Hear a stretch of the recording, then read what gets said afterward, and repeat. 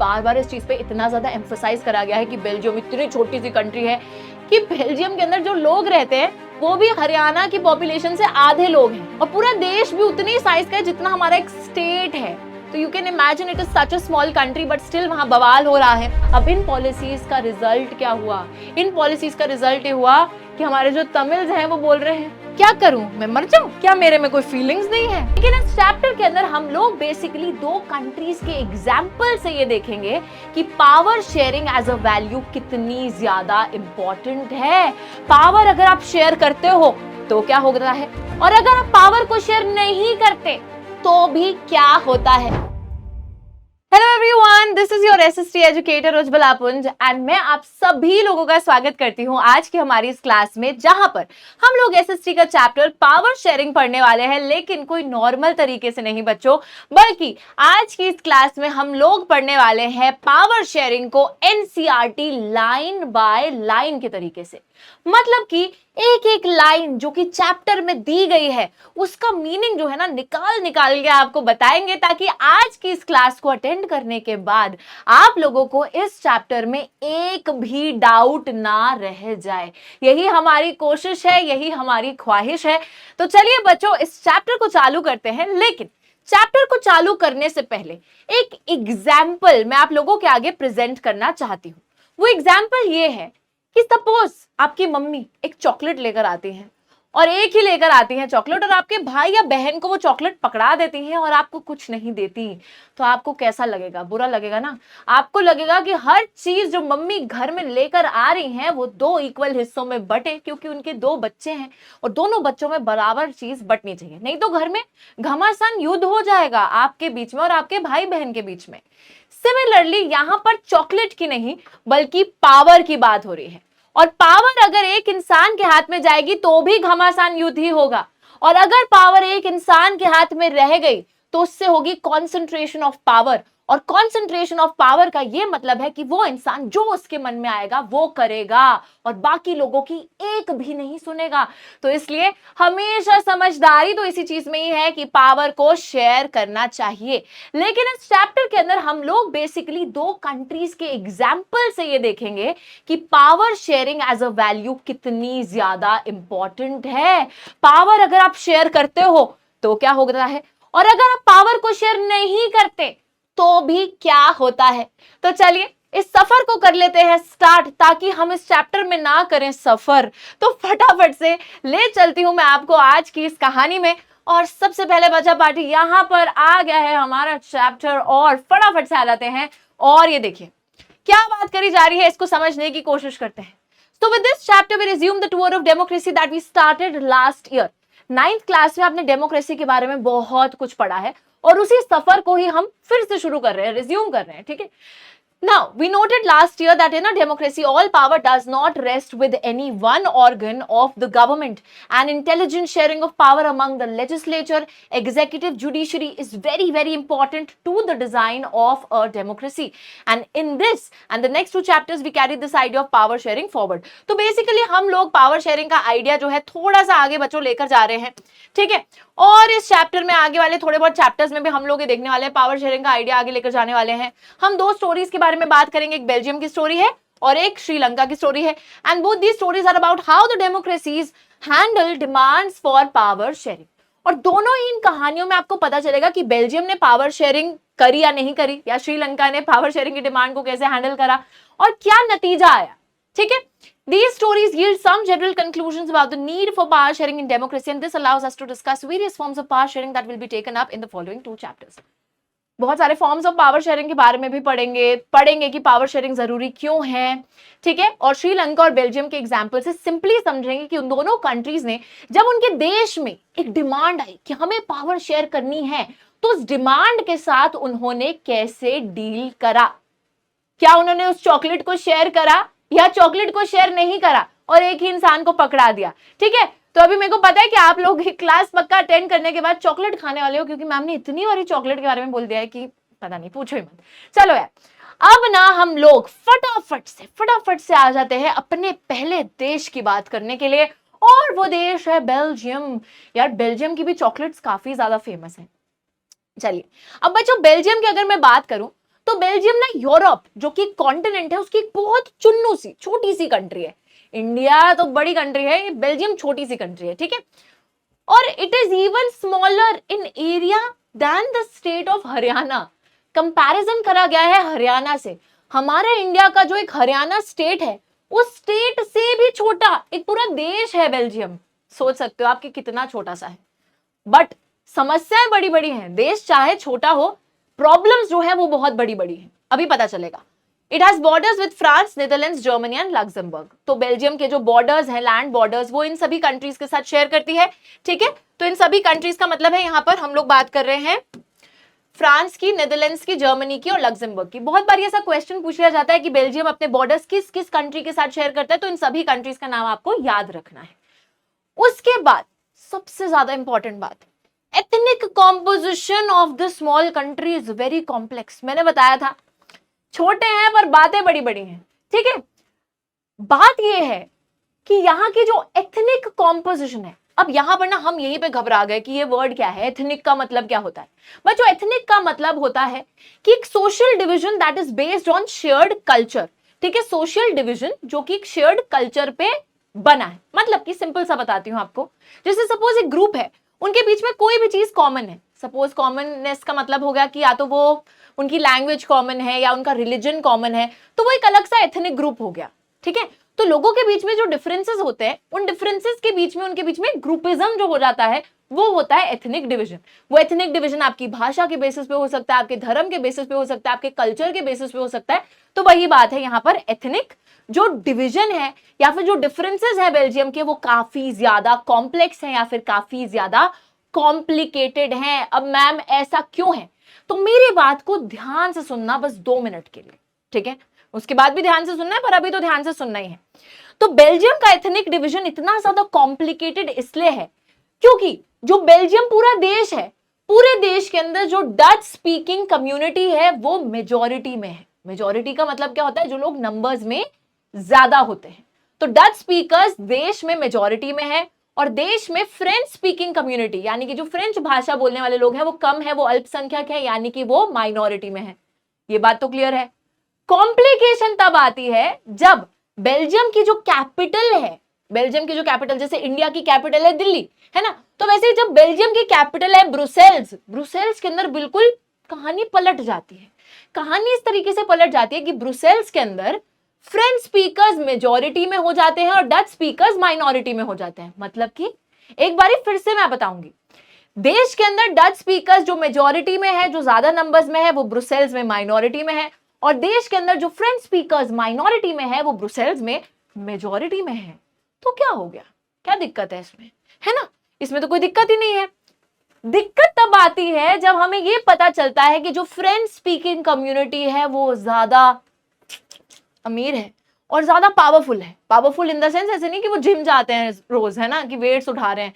Powerful मतलब जो अमीर है उसके पास पावर है, और पैसा ही तो पावर लेकर आता है। तो यहाँ पे वही बात हो रही है कि जो फ्रेंच स्पीकिंग कम्युनिटी है वो ज्यादा रिच है, वो ज्यादा पावरफुल है। अब क्योंकि वो ज्यादा रिच और पावरफुल है तो उनको जो सारे फायदे हैं इकोनॉमिक डेवलपमेंट के, एजुकेशन के, वो सारे पहले मिल रहे हैं और डच वालों को नहीं मिल रहे, जिसकी वजह से एक रिजेंटमेंट, एक होता है ना कि कड़वाहट, वो क्रिएट हो रही है दोनों ही कम्युनिटीज के बीच में। दैट इज वाई यहाँ पे बोला गया है कि जो एथनिक कॉम्पोजिशन है वो इस देश का काफी ज्यादा इसे डगमगाया हुआ है, कॉम्प्लिकेटेड है। ऑलराइट, तो एक बार किताबी भाषा में भी देख लेते हैं एनसीईआरटी लाइन बाय लाइन में कि उन्होंने क्या लिखा है। बात यही है, पूरी मैंने आपको समझा दी है। तो एथनिक कॉम्पोजिशन इस छोटी सी कंट्री की बहुत कॉम्प्लिकेटेड है। Population of a little over 1 crore, about half the population of Haryana. यार बार बार इस चीज पे इतना ज्यादा एम्फसाइज करा गया है कि बेल्जियम इतनी छोटी सी कंट्री है कि बेल्जियम के अंदर जो लोग रहते हैं वो भी हरियाणा की पॉपुलेशन से आधे लोग हैं, आधे लोग रह रहे हैं, ठीक है। और पूरा देश भी उतनी साइज का है जितना हमारा एक स्टेट है। तो you can imagine it is such a small country, but still वहां बवाल हो रहा है। अब बवाल कुछ इस प्रकार का है कि यहां पर टोटल पॉपुलेशन जो कंट्री की है 59%। अभी आपको एक चीज जो बहुत अच्छे से ध्यान में रखनी है बच्चों, वो ये है, ये एथनिक कॉम्पोजिशन, इस पे क्वेश्चन पूछा जाता है कि why is the ethnic composition of Belgium complex या व्हाई इज इट कॉम्प्लिकेटेड। तो आपको वहां पे परसेंटेजेस में आंसर देना होगा। You will have to tell them कि 59% लोग देश में डच बोलने वाले लोग हैं और कौन से क्षेत्र में रहते हैं, they live in the Flemish region. और वहीं पे 40% people in the country are the French speaking people who live in the Wallonia region. ठीक है, डच बोलने वाले फ्लेमिश रीजन में, फ्रेंच बोलने वाले वेलोनिया रीजन में, और डच बोलने वाले देश में है 59%, फ्रेंच बोलने वाले हैं देश में 40%, और 1%, थोड़ी सी मैथ्स करो ना यार, 1% बच गया ना, तो रिमेनिंग 1% जो लोग हैं वो यहाँ पे जर्मन स्पीकर्स भी हैं, मतलब जर्मन बोलने वाले लोग भी हैं, बट 1%। कोई नहीं, उनको भूले नहीं है हमने उनको याद रखा है। चलिए, अब ये भी बात हो गई। अब कैपिटल सिटी ब्रुसेल्स में मैंने आपको बताया था कि सिनेरियो बिल्कुल उल्टा है, तो क्योंकि बिल्कुल उलट पुलट है तो 80% लोग यहां पर आ गए हैं French speaking people, okay, and only 20% people here are the Dutch speaking people. तो 80% पीपल, अभी उलट पुलट हो गई कहानी, यहां सिर्फ देश में से 40% है, बट ब्रुसेल्स में 80% लोग फ्रेंच बोलने वाले हैं, और देश में जो बेचारी कम्युनिटी मेजॉरिटी में है वो यहाँ पे माइनॉरिटी हो गई, वो सिर्फ 20% हो गई। ठीक है, एक बारी मैप में भी देख लेते हैं। अब देखो यहाँ पर ना एक बड़ा सुंदर सा चित्र बन रखा है आपकी किताब में एनसीईआरटी के अंदर, और इसमें दिखा रखा है कि ये पूरा ब्लू रीजन है फ्लेमिश रीजन, मतलब यहाँ डच स्पीकर्स रहते हैं। ये वाला जो पूरा रीजन है ये है वेलोनिया रीजन, जहां पर फ्रेंच स्पीकर्स रहते हैं। ये छुटकू सा रीजन है ये ग्रीन कलर का, जो कि हमारे जर्मन स्पीकिंग लोग जहां पर रह रहे हैं। और ये छोटू सा ये क्या है, ये आपका ब्रुसेल्स, और ब्रुसेल्स के अंदर तो हमें पता ही है कि कहानी किस प्रकार है, 80% French and 20% Dutch. Now problem क्या आई थी यहाँ पर, प्रॉब्लम इन बेल्जियम को भी हम लोग देखेंगे। प्रॉब्लम बच्चा पार्टी यहाँ पे ये थी कि minority French speaking community was relatively rich and powerful. Although वो लोग नंबर में कम थे, लेकिन वो ज्यादा अमीर थे, ज्यादा पावरफुल थे। दिस वॉज रिजेंटेड, कड़वाहट पैदा हो गई। डच स्पीकर्स उनके खिलाफ चले गए, डच स्पीकर्स को अच्छा नहीं लगा। उनको इकोनॉमिक डेवलपमेंट और एजुकेशन के जो भी बेनिफिट्स थे, जो भी फायदे थे, वो बाद में मिल रहे थे, फ्रेंच लोगों को पहले मिल रहे थे, है ना। लाइफ इज अनफेयर बच्चों, लाइफ इज अनफेयर, ये बात तो हम जानते हैं। तो यहाँ पर वही चीज हो रही है, जो अमीर है, जो पावरफुल है, उसको फायदा पहला मिलता जा रहा है, और जो बेचारा गरीब है, मतलब गरीब भी नहीं, जो इतना अमीर नहीं है, उसको फायदा नहीं मिल रहा। This led to tensions. अब इसी वजह से इन दोनों कम्युनिटीज के बीच में कड़वाहट पैदा होती है एंड टेंशंस इमर्ज करने लग जाती हैं during the 1950s and the 1960s, but more acute tensions were in the capital city Brussels by. ये सवाल भी पूछा जाता है कि ज्यादा टेंशन ब्रुसेल में क्यों थी। देश में भी टेंशन है, बट ब्रुसेल्स में सबसे ज्यादा टेंशन क्यों है। ब्रुसेल्स में सबसे ज्यादा टेंशन इसलिए है बिकॉज ब्रुसेल्स में जो कम्युनिटी रिच एंड पावरफुल है, यानी कि फ्रेंच कम्युनिटी, वो मेजॉरिटी में भी है। ठीक है, तो फ्रेंच कम्युनिटी यहां पर मैं आपको लिखवा के बता देती हूं, ये देखिए, ऐसा इसलिए है because the French community was also in majority in Brussels. तो यहाँ पे क्योंकि वो मेजॉरिटी में भी हैं और वो ज्यादा अमीर और ज्यादा पावरफुल भी हैं, तो इसलिए थोड़ी और टेंशन है कि कल को भाई साहब ये ना करें कि यहाँ पर डोमिनेंस एस्टैब्लिश करने लग जाएं। ठीक है, तो इस बात की टेंशन थी। नाउ बेल्जियम की कहानी यहाँ पर खत्म नहीं हुई है बच्चों, थोड़ा सा विराम देंगे उस कहानी को। आप लोगों को समझ में आया है कि बेल्जियम में टेंशंस किस वजह से हो रहे हैं। अब हम एक दूसरी कंट्री पे चलने वाले हैं, श्रीलंका, जो कि इंडिया की एक नेबरिंग कंट्री है, हमारे सदर्न नेबर्स यानी कि दक्षिणी पड़ोसी है श्रीलंका वाले। और उसी के साथ साथ श्रीलंका के अंदर भी जो टेंशन है, टेंशन पहले हम देखेंगे। ठीक है, पहले टेंशन देख लेते हैं, क्योंकि उसके बाद हमें सोल्यूशन पे पहुंचना है कि क्या हुआ, आगे क्या हुआ, है ना। तो वो चीज जानने के लिए पहले टेंशन को समझना जरूरी है। अब श्रीलंका के अंदर क्या टेंशन है, उस चीज को भी देखने चलते हैं। नाउ श्रीलंका बच्चों, श्रीलंका यहाँ पे मैप पे सबसे पहले मैं दिखाती हूँ, तो इंडिया है, और इंडिया का ये सदर्न नेबर है श्रीलंका। यहाँ पर एक तरीके से आप देख सकते हो गल्फ ऑफ मन्नार के थ्रू सेपरेटेड है, पार्क स्ट्रेट। हमने ये सारी चीजें 9th क्लास में पढ़ी थी कि how India and Sri Lanka are separated, right. तो वो आपको याद होना चाहिए, याद है कि नहीं है मुझे जरूर बताइएगा। उसी के साथ में श्रीलंका एक आइलैंड है। आइलैंड क्या होता है, आइलैंड बच्चों एक ऐसी टेरिटरी होती है, एक ऐसा लैंडमास होता है जो चारों तरफ पानी से घिरा है, और श्रीलंका भी चारों तरफ पानी से घिरा है। Beautiful, beauty. ठीक है, लेकिन श्रीलंका के अंदर भी लड़ाई झगड़े अभी होने वाले हैं, तो चलिए उन लड़ाई झगड़ों को भी देख लेते हैं। तो it is just a few kilometres off the southern coast of Tamil Nadu. हमारे तमिलनाडु के सदर्न कोस्ट से थोड़ा सा दूर, थोड़ी कोस्ट दूर श्रीलंका का जो हमारा आइलैंड नेशन है, देश है, वो मौजूद है। यहाँ पे 2 करोड़ लोग रहते हैं, about approximately, and about the same as in Haryana. तो हरियाणा के अंदर भी इतने ही लोग हैं जितने श्रीलंका के अंदर रह रहे हैं, और यहाँ की भी पॉपुलेशन काफी डाइवर्स है। मतलब कि बच्चों यहाँ पे सिंपल शब्दों में थोड़ा हम्बल होके बता रहे हैं कि यहाँ पर भी दिक्कतें जो है बहुत ज्यादा है। डाइवर्सिटी तो है पर उस डाइवर्सिटी में यूनिटी नहीं है। क्यों नहीं है चलिए बताते हैं। सो यहाँ की पॉपुलेशन भी बच्चों लैंग्वेज के बेसिस पे बट रखी है, जैसे बेल्जियम में बट रखी थी। एक हमारा ग्रुप है जो कि है Sinhala speakers, who are the majority, मतलब कि ज्यादा हैं ये लोग नंबर्स में, which is 74% of the population. और वहीं पे माइनॉरिटी में है हमारे तमिल स्पीकिंग ग्रुप, जो कि है माइनॉरिटी में, यानी कि अल्पसंख्यक है, नंबर्स में कम है। They are only 18% of the population. ये समझ में आ गया मेजॉरिटी कौन है, माइनॉरिटी कौन है। अब यार भाषा के बेसिस पे तो यहाँ पे है ही दिक्कत, उसके बाद धर्म एक और चीज है जिसके बेसिस पे बहुत दिक्कत है यहाँ पे। अब जो मैक्सिमम लोग सिन्हाला भाषा में बात करते हैं वो फॉलो करते हैं बुद्धिज्म रिलीजन को, ठीक है, बुद्धिज्म में मानते हैं वो। लेकिन वहीं पर जो तमिल्स हैं, अब तमिल भाषा बोलने वाले लोग कुछ मुसलमान हैं कुछ हिंदू हैं, तो यहाँ पे वही बात है, they are both Hindus and Muslims, कुछ हिंदूज हैं कुछ मुस्लिम्स हैं। प्लस तमिल्स के अंदर भी दो टाइप की तमिल्स मौजूद हैं। कुछ ऐसे तमिल्स हैं जो कि ओरिजिनली श्रीलंका को ही बिलोंग करते हैं, यानी कि जिनके जो पूर्वज हैं, परदादा हैं, दादाजी हैं, वो ओरिजिनली श्रीलंका के ही रहने वाले हैं, तो इनको तमिल नेटिव्स बोला जाता है। ये तमिल नेटिव्स का थोड़ा सा छुप गया है तो मैं आपको बता देती हूँ, इन लोगों को बच्चे तमिल नेटिव्स बोला जाता है। क्या बोला जाता है, तमिल नेटिव्स। नेटिव्स का मतलब तो आपको पता ही होगा, जो कि लोग ओरिजिनली एक जगह को ही बिलोंग करते हैं, उसी जगह को ही बिलोंग करते हैं, वहीं के रहने वाले हैं, हु आर 13%। अब तमिल्स टोटल 18% है, 13% उसमें से तमिल नेटिव्स हैं जो ओरिजिनली श्रीलंका में रहते हैं।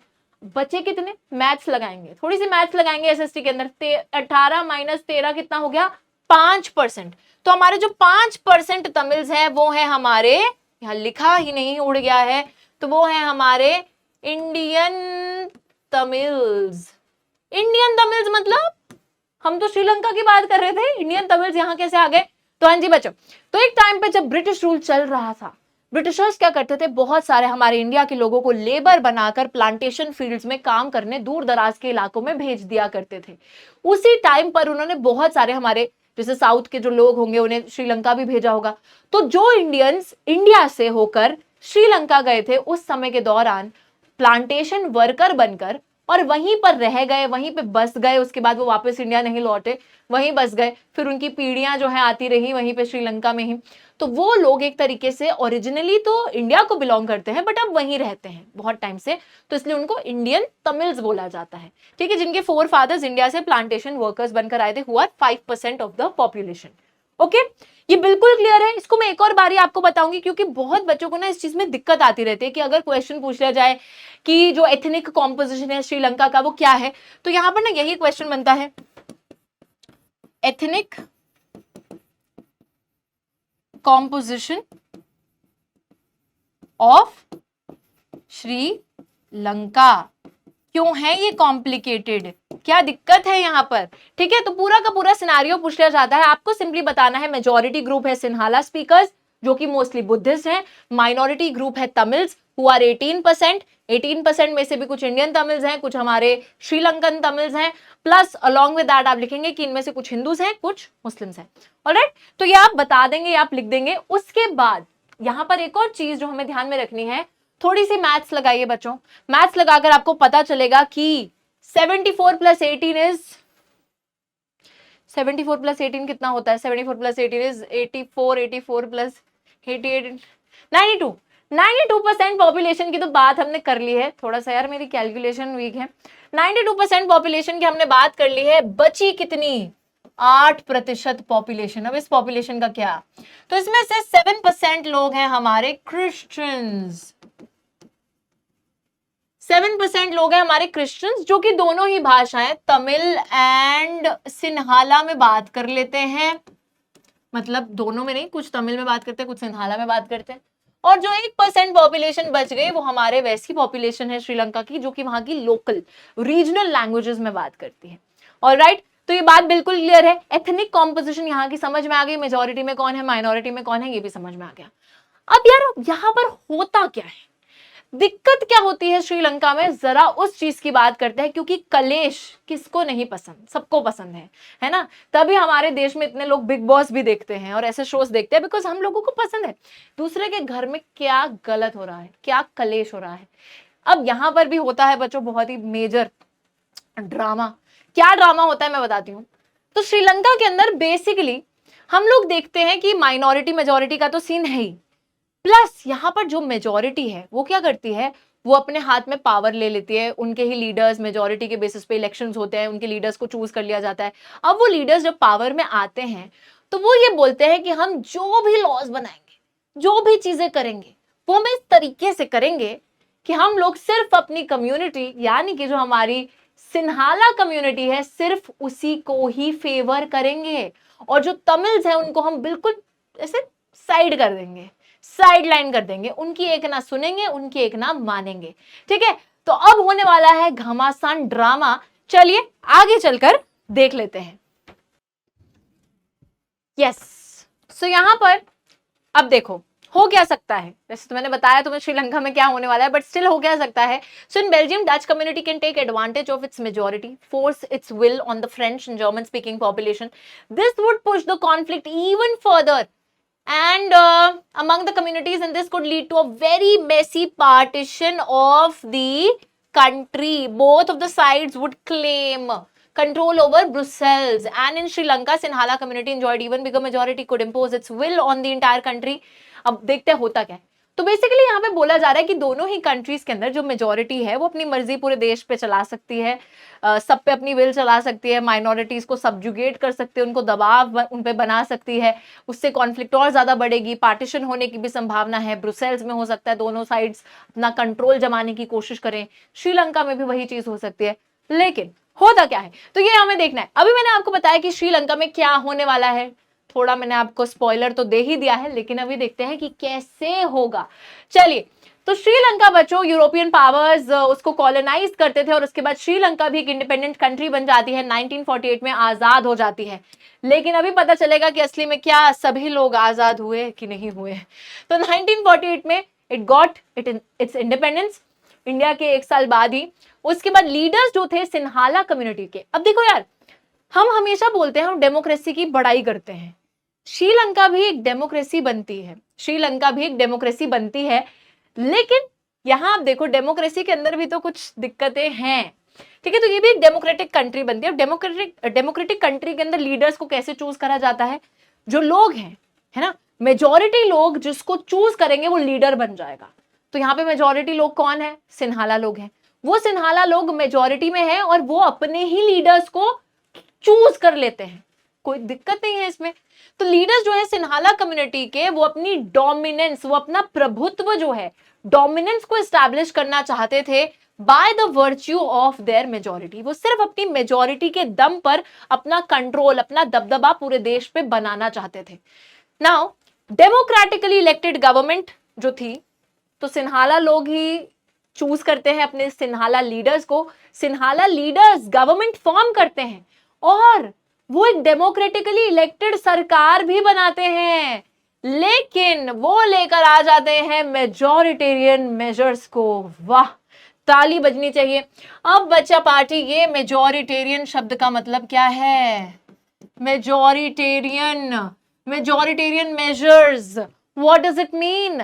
The word majoritarian means a belief, ये एक ऐसा विश्वास है that majority community, that majority community can rule in whichever way it wants to by disregarding the wishes and needs of minority community। क्या बोला मैम ने, आइए समझते हैं। सो बेसिकली मेजॉरिटेरियनिज्म का ये मतलब होता है कि जो बहुसंख्यक समुदाय है, जो कि इस केस में सिन्हाला लोग हैं, वो उस तरीके से शासन कर सकते हैं जैसा वो चाहें, मतलब अपनी मर्जी के मालिक हैं, ठीक है। तो वो जिस भी तरीके से चाहें उस तरीके से शासन कर सकते हैं, in whichever way that they want, लेकिन माइनॉरिटी को कंप्लीटली डिसरिगार्ड कर सकते हैं। मतलब ऐसा ऐसे तरीके से शासन कर सकते हैं जहां पर उन्हें लगे कि हमारे देश में तो सिर्फ हमारा कम्युनिटी जो है वही रहता है, बाकी कोई दूसरी कम्युनिटी रहती नहीं है, और बाकी कोई दूसरी कम्युनिटी की हमें कुछ बात करनी ही नहीं है, उनके लिए कुछ करना ही नहीं है, उनकी नीड्स वांट्स हर चीज को इग्नोर करना है, ठीक है। तो बेसिकली विशेष, नीड्स, वांट्स, हर चीज जो है माइनॉरिटी की उसको साइडलाइन कर रहे हैं और हमें कोई मतलब ही नहीं है उससे, हम तो सिर्फ अपनी कम्युनिटी के लिए रूल करेंगे, वो भी इस तरीके से रूल करेंगे जैसा हम चाहें। अब ये लोग यहां पर मेजॉरिटेरियन मेजर्स लेकर आते हैं, और यहां पर एक बहुत ही ज्यादा इंपॉर्टेंट क्वेश्चन आता है जो कि मैक्सिमम टाइम्स बोर्ड एग्जाम्स में पूछा जाता है, वो ये है कि मेजॉरिटेरियन मेजर्स कौन कौन से आए थे। 3 मेजर्स हैं, ठीक है, 1 2 3 करके हमें इन्हें याद करना है, बट रटना नहीं है, तो इसलिए हम इसको अभी समझ लेंगे ताकि हमारे दिमाग में बिल्कुल चमक जाए। अब देखो 3 मेजर्स क्या है बच्चों, ध्यान से सुनिएगा। फर्स्ट मेजर है कि 1956 में एक एक्ट को पास करा जाता है जहां पे ये बोला जाता है कि जो सिन्हाला भाषा है वो ओनली ऑफिशियल लैंग्वेज है ऑफ श्रीलंका। हमारे देश में ऐसा नहीं होता, ठीक है। आपको लग रहा होगा अरे तो क्या हो गया, ऑफिशियल लैंग्वेज बना दी, तो हमारे देश में ऐसा कोई भी ओनली ऑफिशियल नहीं है। देखो हिंदी ऑब्वियसली ऑफिशियल लैंग्वेज है, बट हिंदी के साथ साथ और भी बहुत सारी भाषाएं स्केड्यूल लैंग्वेजेस का हिस्सा है, बाकी बहुत सारी भाषाओं को हमने अलग अलग दर्जा दिया है, लेकिन इनके देश में सिर्फ एक इकलौती भाषा सिन्हाला भाषा जो कि मेजोरिटी की भाषा थी उसको ओनली ऑफिशियल लैंग्वेज बना दिया, और तमिल भाषा को तो बिल्कुल ही डिसरिगार्ड कर दिया कि हटो यार, हमें तुमसे कोई मतलब ही नहीं है। दूसरी चीज, सरकार ने ऐसी पॉलिसीज को फॉलो करना चालू करा जो कि प्रेफरेंस देते थे, preferential policies that preferred the Sinhala applicants for university jobs, for university positions and government jobs. तो सरकारी नौकरी हो या फिर यूनिवर्सिटी में दाखिला हो, सबसे पहले प्रायोरिटी मिलेगी हमारे सिन्हाला एप्लीकेंट्स को, आइए आइए और विराजमान हुई सीट्स पे, और बाद में देखा जाएगा तमिल लोग जो है उनको, ठीक है। तो प्रेफरेंस देनी चालू कर दी सिन्हाला लोगों को यूनिवर्सिटीज में भी और गवर्नमेंट जॉब्स में भी। और तीसरी चीज जो और भी खतरनाक, कि एक नया संविधान ले आए, बहुत अच्छी बात है, लेकिन उस नए संविधान में इन्होंने ये बोल दिया कि that the state shall protect and foster Buddhism, कि अब जो सरकार है वो खुद ब खुद बुद्धिज्म धर्म को प्रोटेक्ट करेगी, फैलाएगी, फॉस्टर करेगी। वाओ। और बुद्धिज्म धर्म किसका था, इन्हीं खुद का था, इनका ही था, ठीक है। तो सारी की सारी पॉलिसीज एक के बाद एक जो आ रही थी, हर पॉलिसी फेवर कर रही थी सिर्फ और सिर्फ सिन्हाला लोगों को, क्योंकि ये सारी मेजॉरिटेरियन पॉलिसीज थी, और इन पॉलिसीज के द्वारा हमारे जो तमिल हैं उनको कंप्लीटली डिसरिगार्ड कर दिया गया। इस पे क्वेश्चन बनता है बच्चों, काफी ज्यादा इंपॉर्टेंट, ये तीनों चीजों को याद कर लीजिएगा।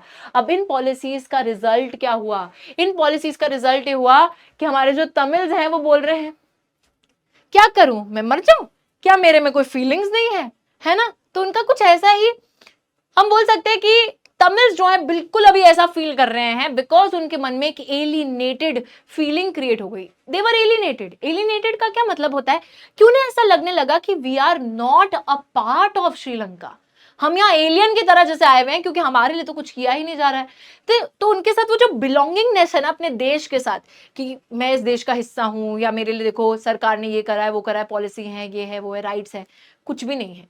तो Tamils felt alienated because of these majoritarian policies. उनको एक अलग सा लगने लग गया अपने देश से कि we are not a part of this nation.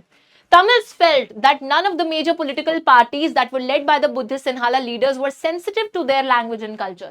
Tamils को ऐसा लगने लगा कि कोई भी मेजर पॉलिटिकल पार्टीज जिनको ये सिन्हाला लीडर्स लीड कर रहे हैं वो उनके कल्चर की तरफ, उनकी संस्कृति की तरफ या फिर उनकी भाषा की तरफ बिल्कुल ध्यान नहीं दे रही है, बिल्कुल नजरअंदाज करे चले जा रही है। Constitution and government policies denied them. तो यहां पर आप देख सकते हो एक बहुत ही इंपॉर्टेंट चीज, ठीक है, denied them equal political rights, discriminated against them in getting jobs and other opportunities and ignored their interests। तो तमिल यहाँ पे सिंपली बोल रहे हैं कि ये जो सिन्हाला लीडर्स हैं और जो सरकारी पॉलिसियां आ रही हैं या फिर आपने जो संविधान तक बना लिया है, हर एक चीज हमें ना तो बराबर के राजनीतिक अधिकार दे रही है, ना तो हमें इक्वल पॉलिटिकल राइट्स मिल रहे हैं जितने सिन्हालास को मिल रहे हैं, साथ ही में जॉब्स देने में और अपॉर्चुनिटी या फिर मतलब एडमिशन हो गया वो भी आप हमें नहीं दे रहे हो, वहां पर भी आप सिन्हाला लोगों को प्रेफर कर रहे हो, एंड हमारे जो इंटरेस्ट हैं, हम जो चाह रहे हैं सरकार से कुछ करने के लिए हमारे लिए, आप उनको भी इग्नोर करते चले जा रहे हो। इसके बाद क्या हुआ, श्रीलंकन तमिल्स चुपचाप नहीं बैठे, उन्होंने बच्चों अपनी पॉलिटिकल पार्टीज बनाना चालू कर दिया and struggles for the recognition of Tamil as an official language for regional autonomy and equality of opportunity in securing education and jobs. तो तमिल्स चुपचाप नहीं बैठे, जो तमिल्स थे उन्होंने अपनी पॉलिटिकल पार्टीज बनाई, उन्होंने ये कोशिश करी, संघर्ष करना चालू करा कि हमारी जो तमिल भाषा है उसको भी एक ऑफिशियल लैंग्वेज का दर्जा मिलना चाहिए। तो उसके लिए वो स्ट्रगल करने लग गए, ठीक है। उन्होंने रीजनल ऑटोनॉमी मांगी। रीजनल ऑटोनॉमी का मतलब है कि जिस एरिया में वो रहते थे, which was north and east of Sri Lanka, तो इस एरिया में कॉन्सेंट्रेटेड थे, तो वो कहते हैं कि हम जिस क्षेत्र में रहते हैं, नॉर्थ में, ईस्ट में, वहां पर एटलीस्ट हमें ऑटोनॉमी दे दो, पावर दे दो। वहां तो आप नहीं रहते ना, वहां तो हमें पावर दे दो, ठीक है। और साथ ही में वो इक्वालिटी ऑफ अपॉर्चुनिटी की मांग करते हैं। वो ये मांग करते हैं कि हमें भी अवसर की समानता मिले, कि अगर सिन्हाला लोगों को यूनिवर्सिटी एडमिशन और जॉब मिल रहा है तो हमें भी मिले, ठीक है। तो इक्वालिटी ऑफ अपॉर्चुनिटी मांग रहे हैं। So by 1980, several political organizations were formed demanding an independent Tamil Eelam. तो 1980s तक बहुत सारी political organizations बनने लगी और यहाँ पर ये सारी organizations डिमांड करती हैं कि इंडिपेंडेंट तमिल ईलम की, यानी कि एक अलग से तमिल स्टेट बनाने की मांग करने लगती हैं सिन्हाला लीडर्स से। वो ये बोलते हैं सिंपली कि जिस एरिया में एटलीस्ट हम लोग रहते हैं वहां पर हमें एक सेपरेट स्टेट दे दो, वहां पर हमें ऑटोनॉमी दे दो, पावर दे दो, एक सेपरेट स्टेट बना दो northern and eastern part of Sri Lanka में, जैसे मैंने आपको भी बताया नॉर्थ और ईस्ट में। लेकिन इसका नतीजा क्या हुआ? क्या आपको लगता है कि हमारे जो सिन्हाला लीडर्स थे वो भावनाओं में बह गए और उन्होंने बोला हाँ हाँ तमिल्स जो तुम हमसे मांग रहे हो ये लो, ले जाओ सब कुछ? तो ऐसा बिल्कुल भी नहीं होता है बच्चों। एज अ रिजल्ट हम देखते हैं कि ना तो सिन्हालास उनकी कोई भी बात सुनते हैं, ये जो डिस्ट्रस्ट था दोनों के बीच में, ट्रस्ट नहीं करते थे ना दोनों कम्युनिटीज एक दूसरे पे, ये डिस्ट्रस्ट कॉन्फ्लिक्ट में बदलता है, ठीक है। तो यहाँ पे जो सबसे पहले चीज एक मिसअंडरस्टैंडिंग की तरह, डिस्ट्रस्ट की तरह चालू होती है, वो चीज लड़ाई झगड़े में बदलती है, कॉन्फ्लिक्ट में बदलती है, और कॉन्फ्लिक्ट के बाद हम लोग देखते हैं कि ये जो चीज है सिविल वॉर में बदल जाती है। सिविल वॉर क्या होता है? एक वॉर लाइक सिचुएशन जो कि आपकी कंट्री के अंदर अलग अलग कम्युनिटीज के बीच में हो रही है। तो बेसिकली सिविल वॉर का मतलब ये होता है जब आप ही की कंट्री के अंदर अलग अलग लोग आपस में भिड़ रहे हैं, एक वॉर लाइक सिचुएशन कंट्री के अंदर अंदर हो रही है, that is a civil war. And यहाँ पर एक सिविल वॉर छिड़ जाती है। As a result thousands of people, कभी लड़ाई से किसी का भला आज तक हुआ नहीं है, और यहाँ पर भी वही चीज होती है। As a result thousands of people of both communities have been killed. बहुत से लोग अभी मारे जा चुके हैं सिविल वॉर के नतीजे में। सिर्फ सिन्हाला नहीं, तमिल मतलब सिर्फ तमिल ही नहीं, सिन्हालास भी मारे गए हैं। Many families forced to leave the country, बहुत से लोग देश छोड़कर चले गए, रेफ्यूजी बन गए। बहुत से लोगों ने they lost their livelihood, अपने जीवन यापन का तरीका खो दिया, हर चीज खो दी। The civil war has caused a terrible setback to the social, cultural and economic life of the country and it ended in 2009। तो 2009 तक ये लड़ाई झगड़े चलते रहे, सिविल वॉर चलती रही। कितने लोगों ने अपनी जान गंवाई, कितने लोग रेफ्यूजी बन गए, कितने लोगों ने अपना जीवन यापन खो दिया, कमाने का जरिया खो दिया। उसी के साथ सामाजिक तौर पे, सांस्कृतिक तौर पर, सोशल, कल्चरल, इकोनॉमिक, ठीक है, आर्थिक तौर पे सेटबैक। श्रीलंका मतलब पीछे की तरफ चला गया, आगे नहीं बढ़ पाया, ग्रो नहीं हो पाया, बल्कि पीछे की तरफ उसकी इकोनॉमी की बैंड बज गई, हर चीज खराब हो गई। तो यहाँ पे पूरी कहानी से बच्चों श्रीलंका की आपको क्या समझ में आता है? आपको ये समझ में आता है कि जब छोटी सी मिसअंडरस्टैंडिंग जो कि कम्युनिटीज के बीच में, अगर आप उसे ठीक करे बगैर उस लड़ाई को बढ़ाते रहोगे, और अगर किसी कम्युनिटी को ऐसा फील कराओगे कि उनके पास कोई राइट्स नहीं है, कोई अथॉरिटी नहीं है, कोई अपॉर्चुनिटी नहीं है, अगर उनको बराबर का हक आप नहीं दोगे, तो आप ही के देश में इस तरीके से लड़ाई झगड़े होंगे कि सिर्फ माइनॉरिटी नहीं, मेजॉरिटी को भी झेलना पड़ेगा। सेम, सिर्फ जान माइनॉरिटी की थोड़ी गई है, मेजॉरिटी के लोगों की भी गई है, एंड पूरी कंट्री ने सफर करा है। इकोनॉमिक, सोशल, कल्चरल, हर एस्पेक्ट में सफर करा है, हर एस्पेक्ट में वहां पर एक सेटबैक फेस किया गया है। तो यहां पर खत्म होती है श्रीलंका की कहानी। लेकिन अब आ जाते हैं बेल्जियम की बात करने के लिए। तो ऑब्वियसली बच्चों बेल्जियम ने एक डिफरेंट टर्न लिया श्रीलंका से, और उन्होंने कितने प्यार से अपनी लड़ाई झगड़े को सॉल्व कर लिया। आप लोग अगर बनना है तो बेल्जियम की तरह बनो, क्योंकि बेल्जियम ने क्या मतलब प्यार से लड़ाई झगड़े को सॉल्व करा है, अभी आप देखोगे। Belgian leaders took a different path. उन्होंने बिल्कुल ये एक अलग राह चुनी अपनी लड़ाई झगड़े के साथ डील करने के लिए। They recognised the existence of regional differences and cultural diversity. उन्होंने रिकॉग्नाइज करा कि यार हमारे देश में झगड़ा है, ठीक है, रीजनल क्षेत्रीय अंतर भी है, रीजनल डिफरेंसेस भी हैं, कल्चरल डाइवर्सिटी भी है, अलग अलग कल्चर के लोग भी रह रहे हैं। और इसी चीज को मद्देनजर रखते हुए 1970 से लेकर 1993 के बीच में उन्होंने अपने संविधान को 4 बारी अमेंड करा। अपने कॉन्स्टिट्यूशन में वो 4 बारी चेंजेस लेकर आए। क्यों लेकर आ रहे थे वो ये चेंजेस? वो ये चेंजेस इसलिए लेकर आ रहे थे बिकॉज वो एक ऐसी अरेंजमेंट लेकर आना चाहते थे that would enable everyone to live together within the same country. तो वो ये अरेंजमेंट इसलिए लेकर आ रहे थे ताकि बच्चों वो यहाँ पर हर किसी जो अलग अलग लोग हैं बेल्जियम के अंदर, जिनके बीच में शायद हो सकता है थोड़े बहुत मतभेद हैं, उन सभी को एक ही देश का हिस्सा बना कर रख सकें। That is what we mean by accommodation.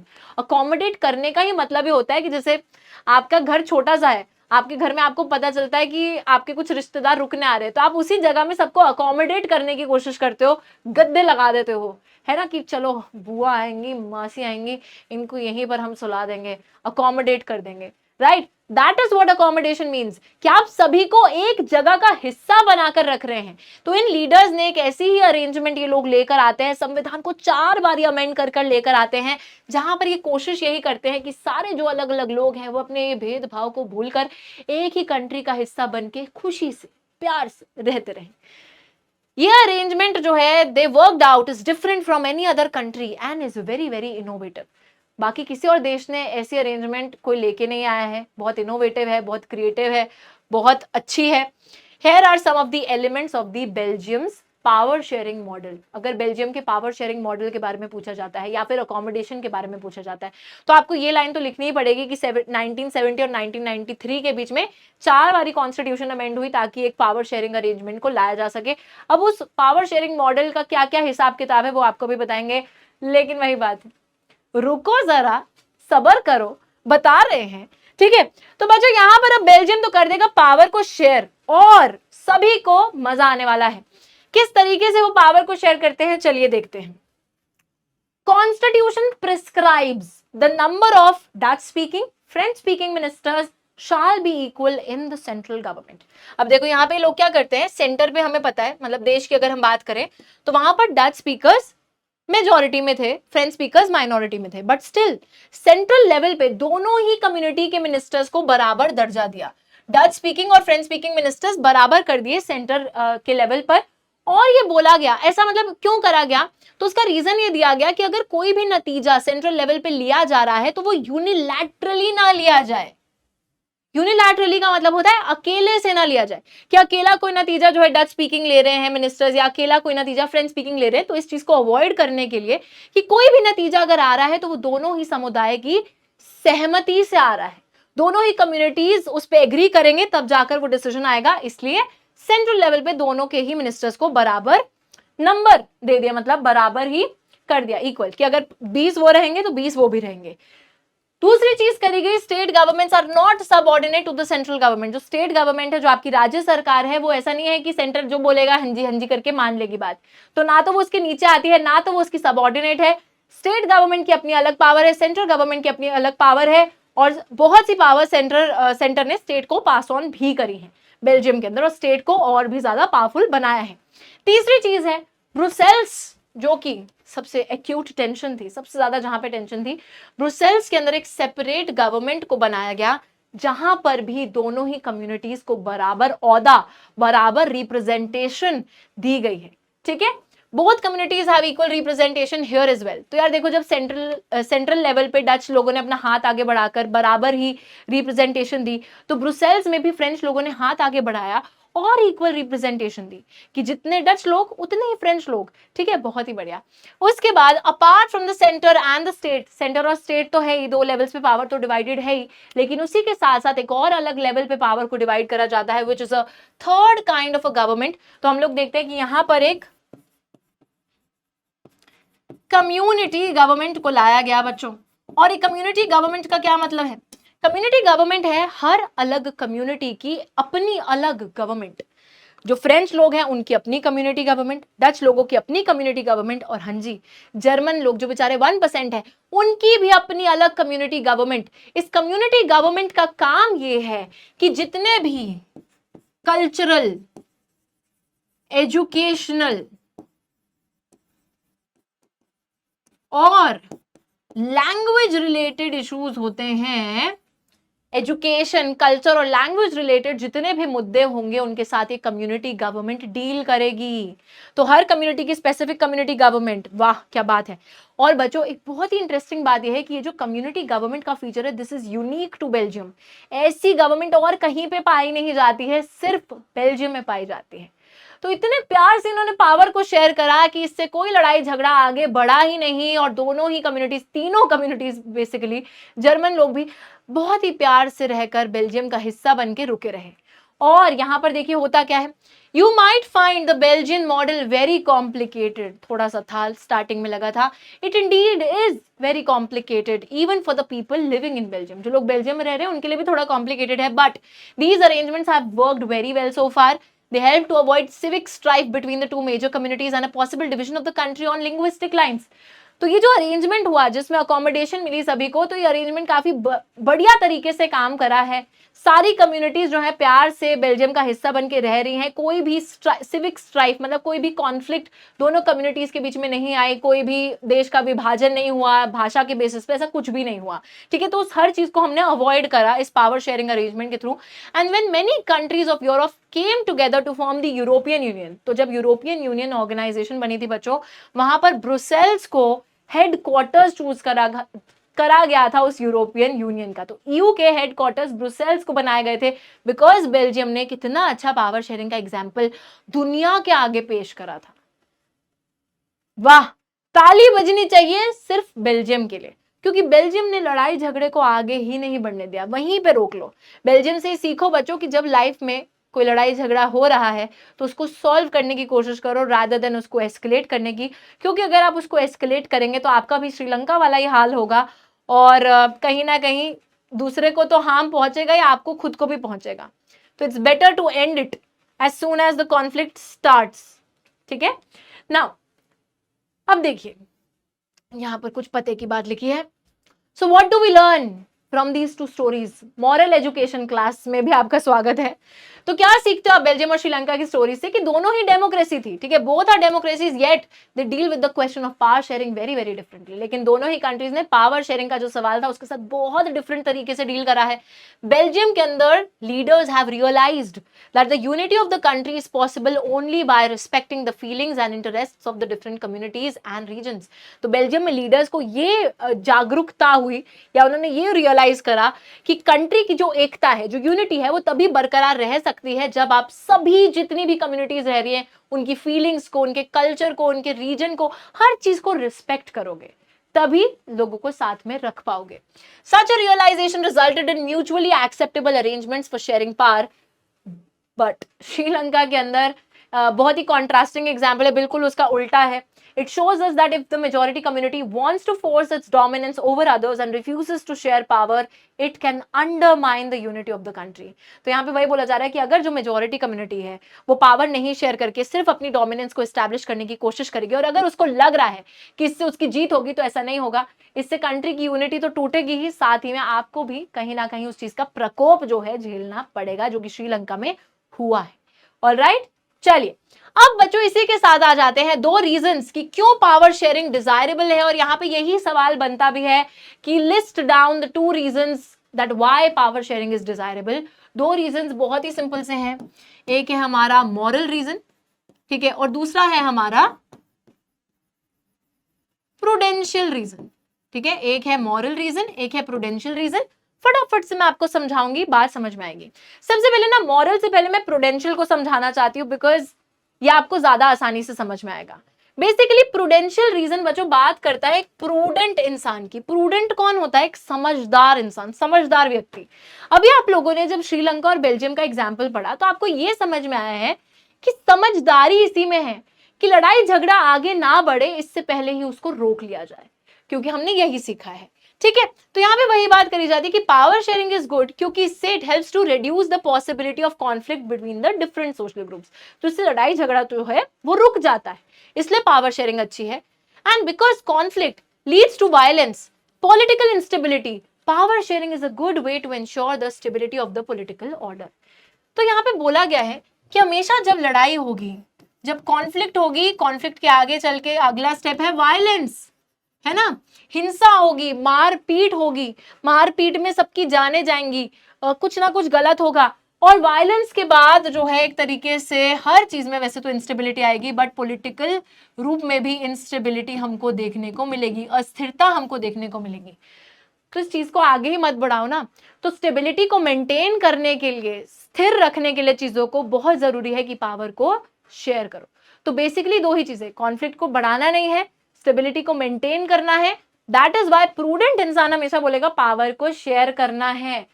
टायरेनी of the majority, tyrant का क्या मतलब होता है कि जहां पे सिर्फ मेजोरिटी शासन कर रही है बिना किसी की बात सुने, टायरेंट बन गई है, एक डिक्टेटर की तरह बन गई है, जो मन में आ रहा है कर रही है। मेजोरिटी की अगर टायरेनी होगी तो it is not just oppressive for the minority, minority के लिए तो गलत है ही, बट इससे जो है मेजोरिटी भी अल्टीमेटली लॉन्ग रन में सफर करेगी। It will bring ruin to the majority as well, is what we saw happened in Sri Lanka. Majority को बहुत पहले तो खुशी हो रही थी कि हम मेजोरिटेरियन मेजर्स लेकर आएंगे और इसके बाद हम सिर्फ अपनी कम्युनिटी के लिए काम करेंगे, but ultimately what happened, Tamils को तो झेलना ही पड़ा, बट सिन्हालास भी तो थे जिनकी जानें चली गई, जिनके देश को पूरा प्रकोप झेलना पड़ा, सेटबैक झेलना पड़ा। सो यस, दोनों को ही नुकसान है, बेटर टू शेयर पार। तो प्रूडेंशियल रीजन समझदारी की बात करता है। वहीं पे बच्चों जो मॉरल रीजन है वो बेसिकली एक वैल्यू है। जैसे आपको बचपन से सिखाया जाता है कि चोरी करना बुरी बात है, झूठ बोलना बुरी बात है, तो ये गलत है, morally this is wrong. And morally right क्या है, be kind to others, share करो लोगों से, ठीक है, शेयर करने के साथ साथ बी ट्रूथफुल, सच बोलो, चोरी नहीं करनी है। तो ये सारी चीजें मॉरली गुड, मॉरली बैड, बचपन से आपको चीजें सिखाई जाती हैं। सिमिलरली उसी तरीके से बोला जाता है कि पावर शेयरिंग मॉरली एक बहुत अच्छी वैल्यू है, ठीक है। तो यहाँ पे क्या बोला जाता है, ऑलराइट, तो यहाँ पे बोला जाता है कि पावर शेयरिंग एक बहुत अच्छी मॉरल वैल्यू है। तो बेसिकली यहाँ पे बताया जाता है कि it is good for a democracy, it is the very spirit of democracy. Very spirit of democracy का मतलब है कि एक लोकतंत्र इसी पे ही, पावर शेयरिंग के आइडिया पे ही तो बना है। लोकतंत्र के अंदर पहले से ही बच्चों पावर को शेयर कर दिया जाता है, हर व्यक्ति को बराबर पावर दी जाती है।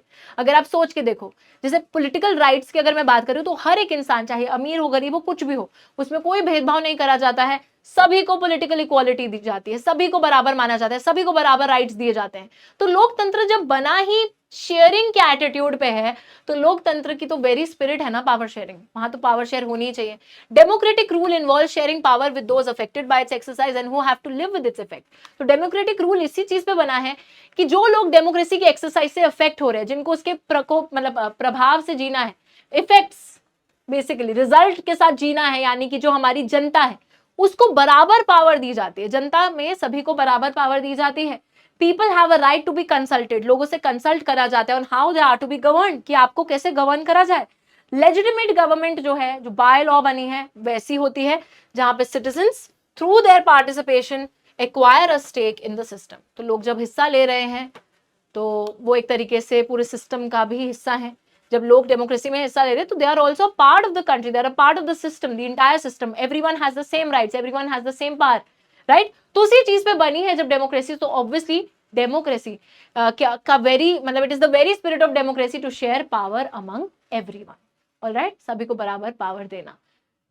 तो यहाँ पे वही बोला जाता है कि let us actually call the first set of reasons prudential, जो हमने सबसे पहले पढ़े वो प्रूडेंशियल रीजन था, मैंने आपको पहले पढ़ाया, एंड सेकंड वाला मॉरल पढ़ाया।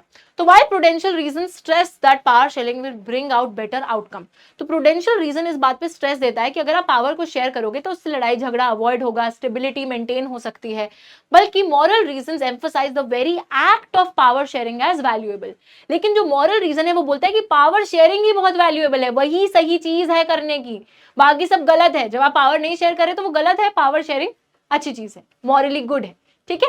तो that is what we are saying, these two reasons. I hope ये बात भी आप लोगों को बिल्कुल क्लियर है। और अब मैं लास्ट टॉपिक पर आती हूँ और आपको बताऊंगी various forms of power sharing. इस पे भी एक सेपरेट क्वेश्चन आता है कि list down the different forms of power sharing, and सबसे ज्यादा इंपॉर्टेंट फॉर्म यहाँ पर आपका आता है horizontal form of power sharing. सबसे पहले 4 फॉर्म्स हैं, 4 अलग अलग तरीके जिससे पावर को बांटा जाता है, सभी को पढ़ेंगे। First form of power sharing को फटाफट से हम लोग देख लेते हैं। ओके, सबसे पहला बच्चों यहाँ पे देखो क्या लिखा है, this is the introduction. Idea of power sharing has emerged in opposition to the notions of undivided political power. For a long time, it was believed that all the power of the government must reside in one person or group of persons located at one place. It was felt that if the power to decide is dispersed, it would not be possible to take quick decisions and to enforce them, but these notions have changed with the emergence of democracy. तो पहले कहीं ना कहीं लोगों को ये लगता था कि सारी पॉलिटिकल पावर एक ही इंसान के हाथ में होनी चाहिए, ठीक है, एक ही पर्सन के पास या ग्रुप ऑफ पर्सन के पास होनी चाहिए, एक ही जगह पे कॉन्सेंट्रेटेड होनी चाहिए। लेकिन हम लोग देख के मतलब एक इंसान के पास या ग्रुप ऑफ पर्संस के पास भी इसलिए होनी चाहिए क्योंकि उससे क्विक डिसीजंस आ सकते हैं और उनको इजीली इन्फोर्स करा जा सकता है। बट विद टाइम ये अंडरस्टैंडिंग चेंज हुई है, ठीक है। So one basic principle of democracy is that people are the source of all political power. Democracy के अंदर क्या बोलते हैं कि लोग ही जो है पावर का सोर्स है, लोगों से ही पावर आती है। डेमोक्रेसी के अंदर people rule themselves through institutions of self government. In a good democratic government due respect is given to diverse groups. Democracy के अंदर सभी जितने अलग अलग तबके होते हैं, जितनी डाइवर्सिटी होती है, सभी को बराबर का दर्जा दिया जाता है, बराबर की रिस्पेक्ट दी जाती है। एवरीवन हैज अ वॉइस, सबके पास एक आवाज है, आपके पास भी है, मेरे पास भी है ना, अपनी आवाज उठाओ। In the shaping of public policies, and therefore it follows that in a democracy political power should be distributed among as many citizens as possible. सभी के पास बराबर की पावर होनी चाहिए, बराबर का दर्जा होना चाहिए एक डेमोक्रेसी के अंदर, क्योंकि अब वो अंडरस्टैंडिंग बिल्कुल चेंज हो गई है। अब हम बात करेंगे किस अलग अलग तरीके से पावर को शेयर करा जाता है या पावर को बांटा जाता है। फटाफट से आ जाते हैं बच्चों। यहाँ पे फर्स्ट तरीका है power shared among different organs of the government, जैसे लेजिस्लेटर, एग्जीक्यूटिव और जुडिशरी होता है। तो इसको ना हॉरिजॉन्टल डिवीजन बोला जाता है। जैसे एक हॉरिजॉन्टल लाइन होती है ना, ऐसे लेटी हुई, तो इसी पे जैसे लेजिस्लेचर को आपने पावर दे दी, एग्जीक्यूटिव को पावर दे दी, आपने जुडिशरी को भी पावर दे दी, तो सभी सेम लेवल पर हैं, सबके पास अलग अलग पावर है लेकिन सभी सेम लेवल पर है। मतलब जितनी पावर उनको दी गई है उससे ज्यादा पावर वो एक्सरसाइज नहीं कर सकते, ठीक है। इसको हम horizontal distribution of power sharing बुलाते हैं, क्योंकि इससे जो अलग अलग ऑर्गन्स है गवर्नमेंट के placed at the same level to exercise different powers. सब सेम लेवल पे हैं लेकिन सब अलग अलग पावर को एक्सरसाइज करते हैं। जैसे लेजिस्लेचर लॉ बनाएगा, एग्जीक्यूटिव लॉ को एग्जीक्यूट करेगा, और हमारा जो जुडिशरी है वो तो न्यायपालिका है, वो देखेगा कि किसी के साथ गलत तो नहीं हो रहा है तो उसको न्याय प्रोवाइड करेगा, ठीक है। सबकी डिफरेंट पावर्स हैं लेकिन सब सेम लेवल पे हैं, कोई भी अपनी दी गई पावर से ज्यादा पावर को एक्सरसाइज नहीं कर सकता है। सच अ सेपरेशन, ये जो आपने पावर को सेपरेट करा, it ensures that none of the organs can exercise unlimited power. तो ये डिवीजन ये इंश्योर करता है, ये मेक श्योर करता है कि कोई भी ऑर्गन अनलिमिटेड पावर को एक्सरसाइज ना कर पाए, जरूरत से ज्यादा पावर को एक्सरसाइज ना कर पाए। जितनी मिली है उतना ही एक्सरसाइज कर सकते हो। दिस साथ ही में every organ checks the other. Legislature ने चेक रख रखा है इन दोनों पे, जुडिशरी ने इन दोनों पे, लाइकवाइज एग्जीक्यूटिव ने भी इन दोनों पे ही चेक रख रखा है। इसी वजह से इससे एक बैलेंस ऑफ पावर रहता है इन इंस्टीट्यूशंस के बीच में। इसको चेक्स एंड बैलेंसेस का सिस्टम भी बोला जाता है। Last year we studied that in a democracy, even though ministers, government officials exercise power, they are responsible to the parliament or state assemblies. Similarly, although judges are appointed by the executive, they can check the functioning of the executive or laws made by the legislature. मतलब सब एक दूसरे पे check रख रखे हैं, इसी वजह से इसको system of checks and balances भी बोला जाता है। नेक्स्ट पे चलते हैं। अब बच्चों दूसरा जो तरीका है जिससे कि पावर को शेयर करा जाता है, एक बारी उस पर भी ध्यान दे देते हैं। So power can also be shared among government at different levels. अलग अलग लेवल पे भी पावर को बांटा जा सकता है। लेवल का मतलब ये है कि जैसे स्कूल होता है, स्कूल में पावर कैसे डिवाइडेड होती है। जैसे आपकी क्लास में क्लास मॉनिटर है, उस क्लास मॉनिटर के ऊपर आपकी क्लास टीचर है, उस क्लास टीचर के ऊपर सबसे ज्यादा पावर एक्सरसाइज करती है प्रिंसिपल, है ना, जो पूरे स्कूल के लिए रिस्पॉन्सिबल है।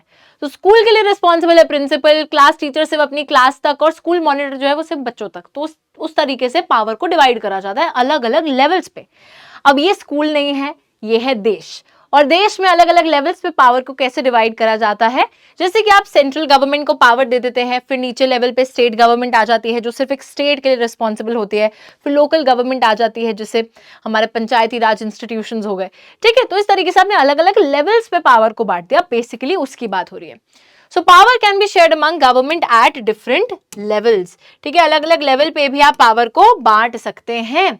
General government for the entire country, जिसको हम एक तरीके से यूनियन गवर्नमेंट या फिर नेशनल गवर्नमेंट बुलाते हैं। गवर्नमेंट्स एट प्रोविंशियल और रीजनल लेवल, जिसको हम स्टेट गवर्नमेंट या फिर प्रोविंशियल गवर्नमेंट बुलाते हैं। Such a general government for the entire country called a federal government. अच्छा, आप सेंट्रल गवर्नमेंट को फेडरल गवर्नमेंट भी बोल सकते हो। इंडिया में हम इसको सेंट्रल या यूनियन गवर्नमेंट का नाम भी देते हैं, तो फेडरल गवर्नमेंट भी बोल सकते हो या सेंट्रल या यूनियन गवर्नमेंट तो बोलते ही हैं। प्लस गवर्नमेंट जो प्रोविंशियल और रीजनल लेवल पे होती है, इसको अलग अलग नेम से बुलाया जाता है। हमारे देश में हम स्टेट गवर्नमेंट बोलते हैं। इंडिया में स्टेट गवर्नमेंट बोला जाता है। This system is not followed in all countries, there are many countries where there are no provincial और स्टेट गवर्नमेंट।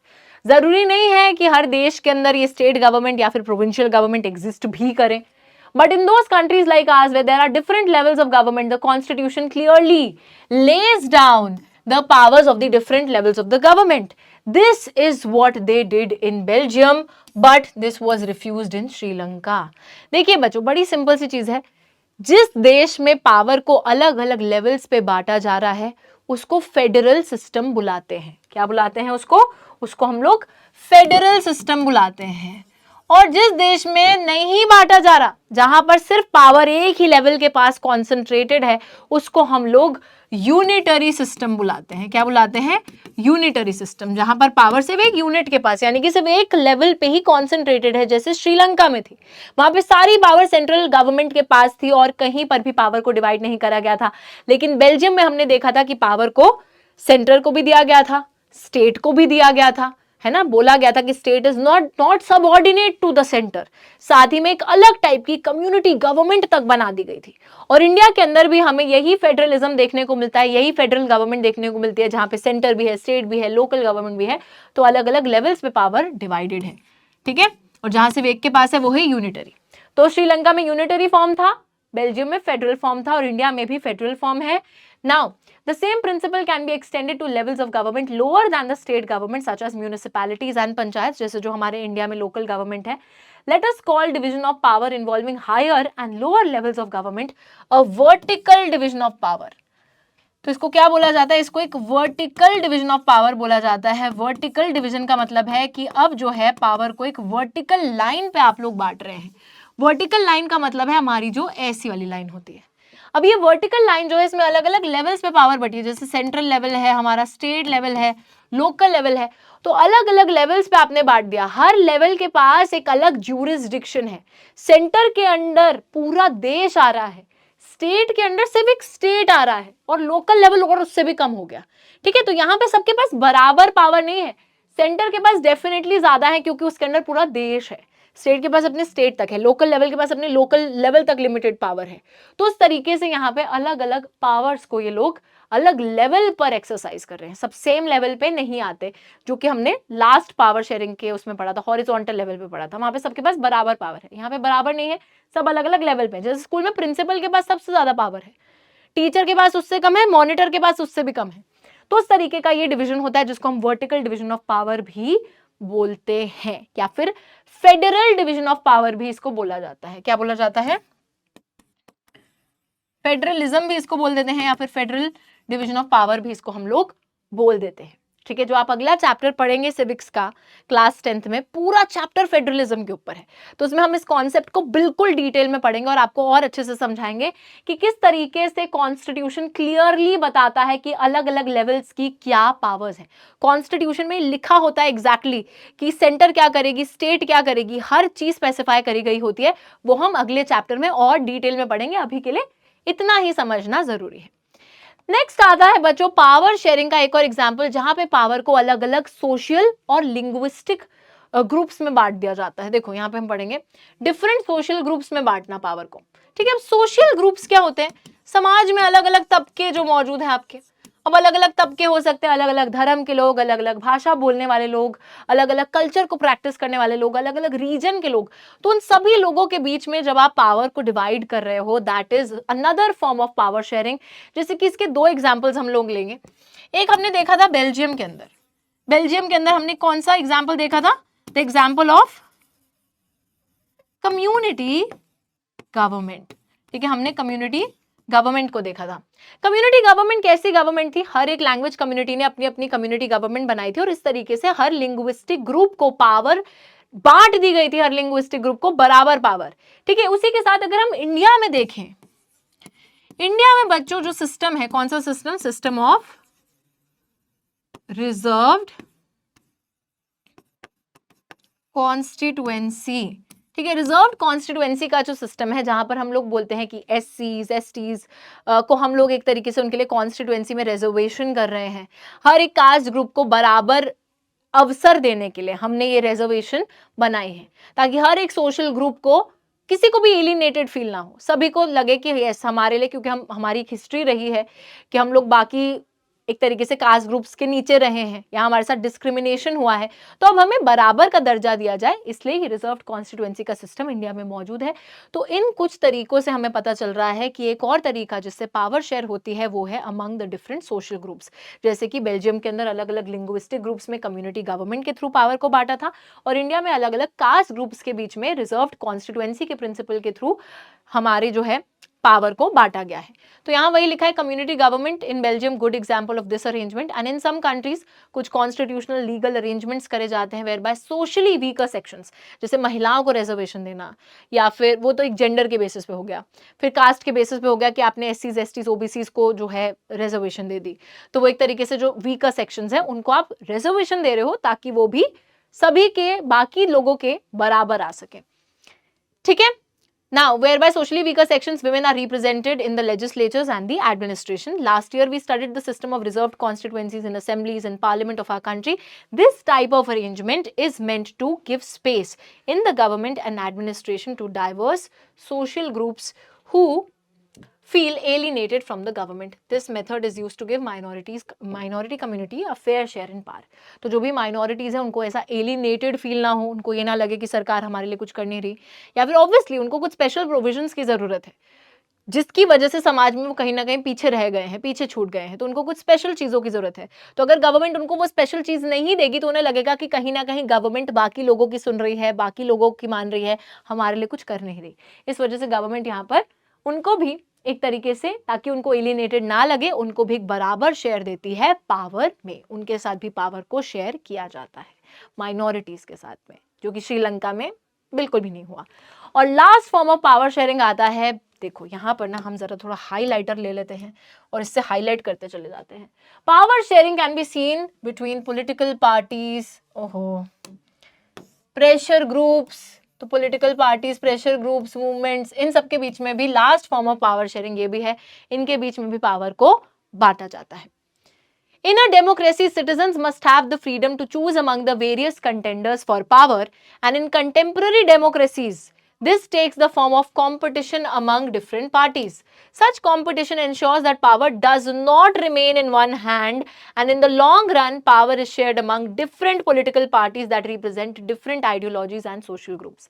तो यार हमारे देश में जैसे बहुत सारी political parties exist करती है, बिकॉज इंडिया में इतनी ज़्यादा डाइवर्सिटी है, हर किसी के पास बराबर मौका है कि वो इलेक्शन जीत के पावर हासिल कर सकते हैं, और सिटीजन्स को भी पूरी फ्रीडम है कि वो उनको जो पार्टी पसंद है, जो कैंडिडेट पसंद है, उसको वोट देकर उसको जिताएं। फेयर कंपटीशन होता है, ऐसा नहीं है कि एक ही पार्टी बार बार जीतती रहेगी, ये नहीं होता है।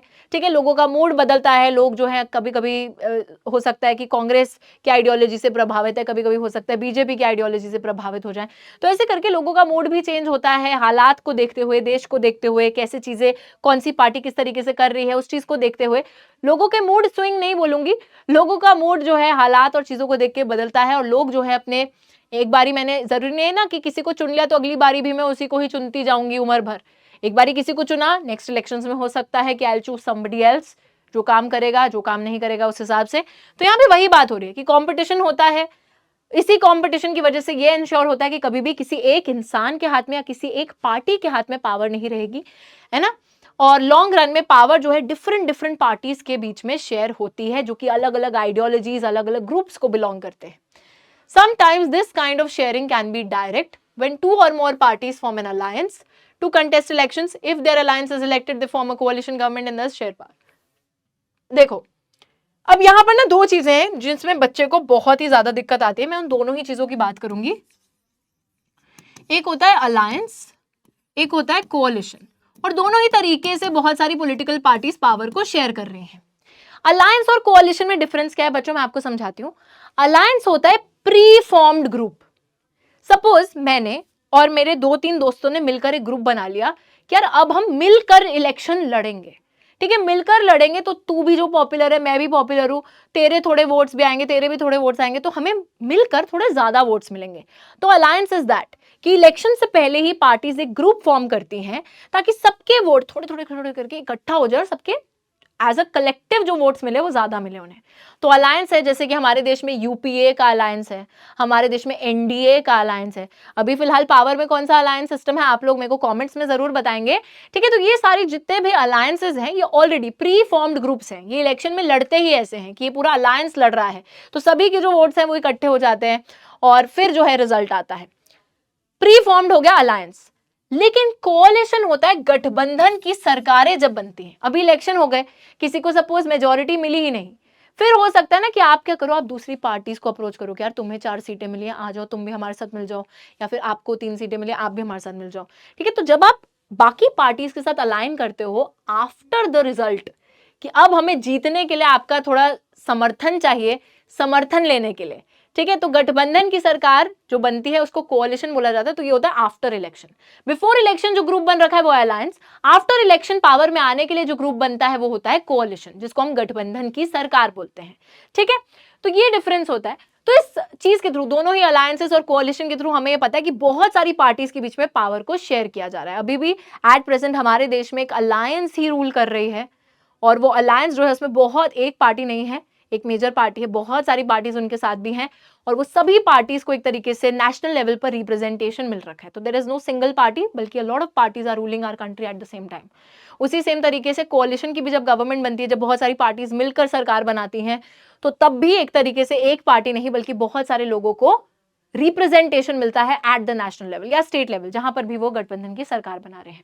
तो डेमोक्रेसी में अब देखो पार्टीज के बीच में तो इस तरीके से पावर शेयर हो रही है, और 1990s के बाद से ये कोalition गवर्नमेंट का दौर चलता आ रहा है, जब किसी भी एक सिंगल पार्टी को इतनी, हम बोल सकते हैं, मेजोरिटी नहीं मिलती थी।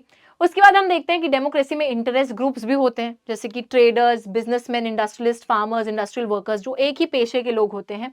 They also will have a share in the governmental power.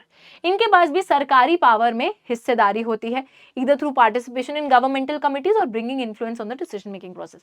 अब जो मूवमेंट्स है या प्रेशर ग्रुप है, ये लोग क्या करते हैं बच्चों, ये गवर्नमेंट में डायरेक्ट पार्ट तो वैसे नहीं लेते, ये लोग बाहर से रहकर कोशिश करते हैं कि गवर्नमेंट को हम लोग प्रेशराइज करने की कोशिश करें, कि अगर ट्रेडर्स को कोई पॉलिसी चाहिए अपने फेवर में, तो वो मूवमेंट्स के थ्रू कोशिश करेंगे कि गवर्नमेंट जो है उनकी बात सुने और उनके लिए वो पॉलिसी चेंज लेकर आए। ठीक है, कोई स्कीम लेकर आए। ठीक है, तो इस तरीके से प्रेशर ग्रुप्स और मूवमेंट्स है, उनके पास भी पावर है कि they can also through movements they can pressurize the government to bring about a change, to bring about a new policy, to bring about a new scheme। तो ये सारी चीजें होती हैं। तो 4 फॉर्म्स पढ़े, हॉरिजॉन्टल, वर्टिकल, हमारे डिफरेंट सोशल ग्रुप्स के बीच में पावर को शेयर करना, और political parties, pressure groups and movements के बीच में पावर को जो शेयर करा जाता है। तो ये अलग अलग तरीके हैं जिससे पावर को शेयर करा जाता है। आप लोग भी शेयरिंग इज केयरिंग में विश्वास रखिए, और जो भी है आप लोगों को आई थिंक अभी तक चैप्टर का अंत हो गया है, तो सारी चीज़ें समझ में आ गई होंगी। बच्चों, अगर मैं आपको एक तरीके से बताऊं कि इस चैप्टर में क्या क्या चीज़ें इंपॉर्टेंट हैं, तो ध्यान से सुनिएगा। इस चैप्टर में एथनिक कॉम्पोजिशन बेल्जियम और श्रीलंका की सेपरेट क्वेश्चंस में पूछी जाती है। साथ ही में मेजोरिटेरियनिज्म इन श्रीलंका का जो टॉपिक है, it is the most important topic from the chapter. Along with that I will also say कि what created a feeling of alienation among the Tamils, उस पर भी सवाल आता है, तो वो वाला टॉपिक आपको बहुत ज्यादा अच्छे से पढ़ना है। अकोमोडेशन इन बेल्जियम कभी कभी पूछा जाता है, इतना ज्यादा मैंने देखा नहीं है, but yes that is also important. Along with that forms of power sharing is a very very important topic. कभी कभी सिर्फ हॉरिजॉन्टल और वर्टिकल में से क्वेश्चन आता है, लेकिन फॉर्म्स ऑफ पावर शेयरिंग पे भी सवाल आता है। तो आई होप कि आप लोगों को आज की इस क्लास में काफी मजा आया होगा और सारे कंसेप्ट्स बिल्कुल क्लियर हो गए होंगे from the chapter power sharing. I will see you guys in the next class. Take care and